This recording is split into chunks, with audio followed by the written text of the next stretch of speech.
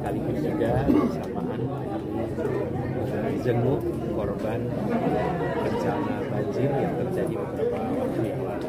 Kami mendengar Pak, rencana koalisi perubahan ini sampai ke pilkada daerah.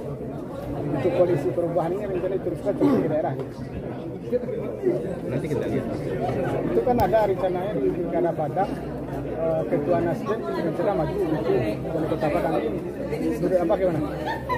Saya kenal Pak Fadli sangat baik, sukses memimpin di Padang Panjang, dan saya saya insya Allah dia akan bisa menjadi wali kota. Pesan apa untuk Ketua Nasdem di Kota Padang kepada warga Kota Padang?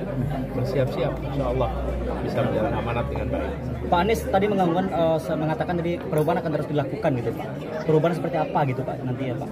Ya, kita menginginkan agar demokrasi kita terjaga dengan baik. Itu perubahan paling dasar. Bagaimana kita memberikan kebebasan berbicara, kebebasan mengkritik pemerintah, dan pejabatnya tidak boleh anti kritik. Kebebasan berbicara ini nomor satu. Yang kedua adalah ruang bagi oposisi untuk ada. Yang ketiga tentu saja kalau ada pemilu, maka pemilunya tanpa intervensi pemerintah, tanpa pelibatan aparat. Pemilu yang pemerintahnya netral, sehingga pemilunya bisa jujur dan adil. Itu contoh perubahan. Kemudian kita ingin pembangunan perekonomian bukan hanya terpusat, tapi tersebar.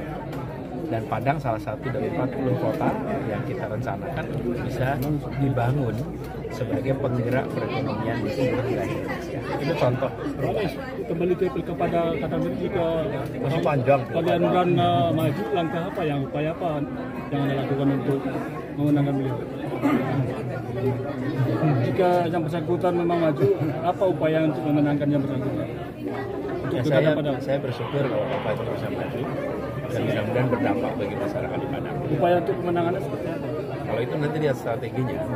Tapi yang penting mungkin Bapak untuk ikut kampanye nanti ke kemenangan. Kita lihat kalau Bang Fadli memerlukan saya datang. Siap. Pak, Bapak sendiri akan maju pilgub lagi atau gimana Pak? Pilgub Tidak, DKI, Pak? tidak. Jadi karena itu saya bilang ini pembicaraan tentang pilkada itu upaya menggeser tanpa sadar percakapan pilpresnya mau digeser jadi percakapan pilkada. Jangan, kita ini masih berada di dalam pembicaraan tentang pilpres dan kita masih terus berusaha. Jadi saya ingin sampaikan kepada semuanya bahwa saya akan terus konsentrasi dalam pilpres ini. Bahkan kita nanti akan lihat hasilnya. Dari hasilnya kita akan tentukan langkah-langkah kita. Jika diminta sebagai menteri bersedia Pak?